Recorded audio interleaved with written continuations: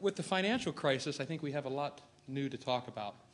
Unfortunately, a lot of the data that academics are using are not up to date enough to really monitor the financial crisis. I'm not going to spend a lot of time today talking about the actual structure of the data, the metadata that we have, because you're using that in MIMUS now. We've done a lot of work with the MIMUS group to ensure that you have the metadata, you have the most comparable estimates, and we are trying to work and ensure that you have them up to date. One thing that I'm happy to see from this presentation as it started this morning, we have more researchers focusing on social issues, just not the macro. I was very pleased to see something on migration. I'm also very pleased to see something on the happiness index, and my colleagues in Bhutan who have a happiness index will be happy to hear that others are going to be speaking about it. But what I'd like to do today is to touch base on some of the labor market indicators and just try to draw your attention to some of the impacts that we foresee playing out. Some of the data that we have here has not been released, but I am just going to bring it in for discussion. It is preliminary, at least what we talk about in the first few slides, so it's not to be reproduced because as we speak I have a team of economists and statisticians revising these numbers as well. But I wanted just to show you the way we look at things. I heard today that people were talking about looking at data back in Africa in the 1960s, looking at different social issues.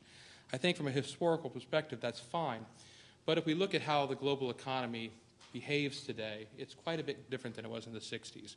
We have a lot more linkages between regions in terms of trade. And as we've seen with this financial crisis, these linkages are playing out. A year ago when I was here, we were starting to talk about, yes, the U.S. would go into having what we call turmoil. We didn't talk the word recession at the point, but we knew stuff was coming. But our team actually said, well, you have linkages in the global economy, but the issue is how strong are those linkages and where are the pillars of strength? And at that point we talked about Europe and Asia being stronger pillars of strength.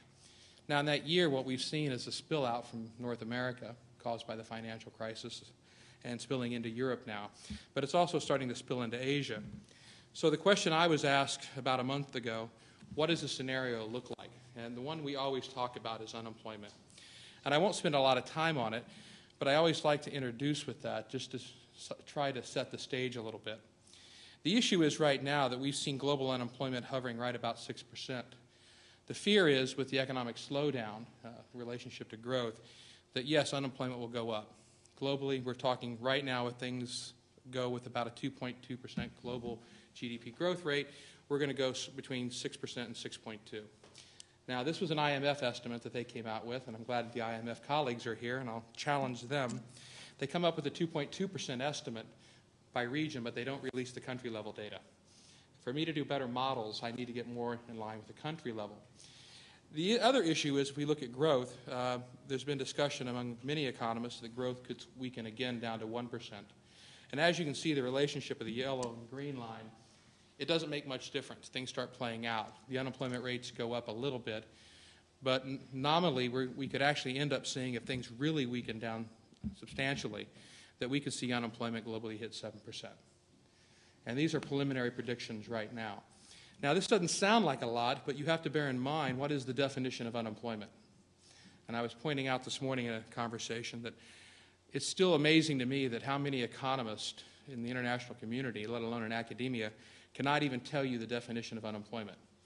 And if I'm around today and somebody can tell me the international definition, I'll give you a copy of our data set, because I doubt if anyone can. And don't be surprised. I mean, I worked in the U.S. for many years in the Labor Department. With the exception of Robert Reich, the Secretary of Labor, we had to reintroduce them to the concepts as well. But knowing what unemployment is very important, because in the global context, unemployment is only the tip of the iceberg.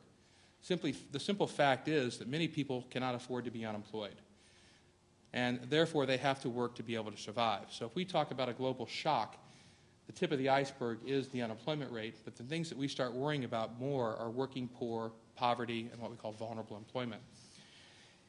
In September, the General Assembly has adopted a new indicator for the MDGs, which is going to call for full, decent, and productive employment. And it's very interesting in the context of the MDGs. When they were formed, what I believe more than 10 years ago, this concept was not even included. But they saw the need for it, and they have included it now. And basically, what we're going to be looking at is how do you measure full, decent, and productive employment? Well, the ILO is one of the oldest international agencies, around almost 80 years, even predates the UN. And when we start talking about full, decent, and productive employment, we come up with about 60 indicators for tracking. And the simple point is for MDG, that's not going to work. So we had to boil it down to some leading indicators, and the 4 that we basically proposed and had agreement on with the interagency expert group are the following. And these are very simple. We want to look at the employment to population ratio, how many people are actually working, and that is the employment number. But we want to look at it by age group and sex so that we can target activities for young people and also for men and women. More importantly, there is no ideal equilibrium for an employment to population ratio. Each country is slightly different. Typically, they can range between 60% upwards of 85%, even higher in some Scandinavian countries. But what we want to promote here is the gender balance. Do women have the right opportunities? Can they participate like their male counterparts? So what we're going to be looking at is how that plays out at the country level over time. Do we see a balance?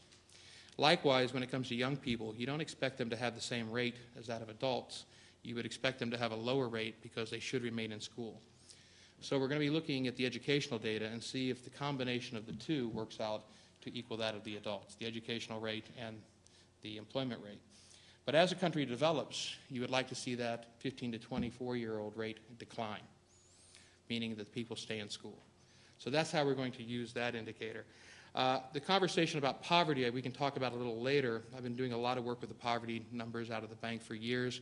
I understand a lot of the debates on the PPPs and monitoring and tracking, as well as the revisions, but I won't get into that right now because I only have 20 minutes. So the next one we look at is labor productivity, and the argument there is without productivity growth, the simple fact is you cannot provide employment.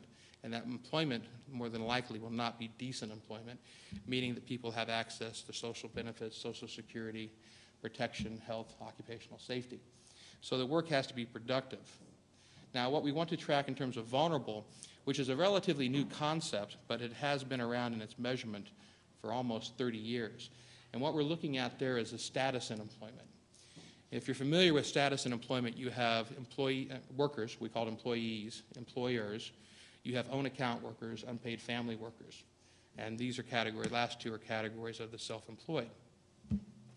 But in our context, people that are own account workers or unpaid family workers often lack any type of mechanism for social protection, paying into a Social Security scheme, having access to unemployment benefits, having protections or rights at work.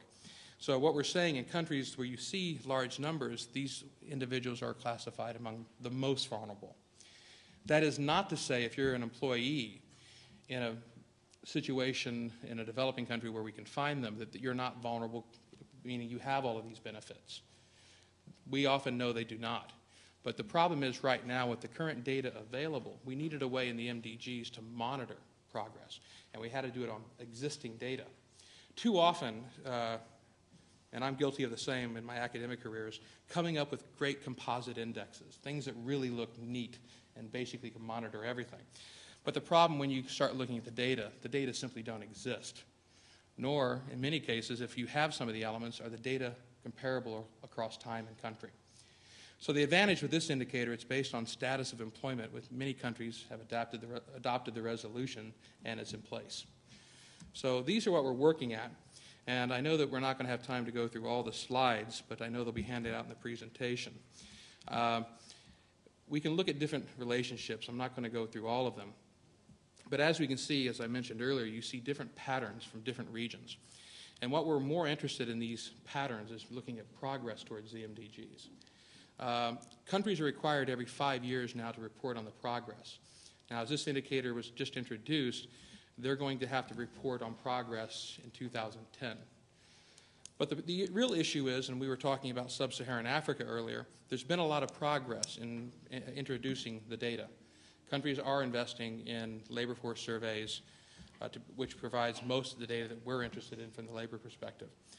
Unfortunately, the periodicity, the frequency of these surveys is not where we would like.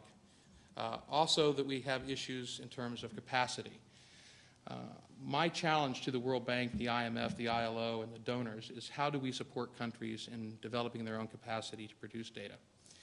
And it's one thing to use data, but I also challenge academics, when you're actually writing your reports, you need to add some sections on there talking about not only data quality, but the need for information, having a better understanding how the data are being collected. Because as it stands right now, I mean, we have many countries that are fighting just to stay afloat statistically. They neither have the capacity or the resources. And the concern is, we know, facing the global slowdown, what will happen to aid abroad.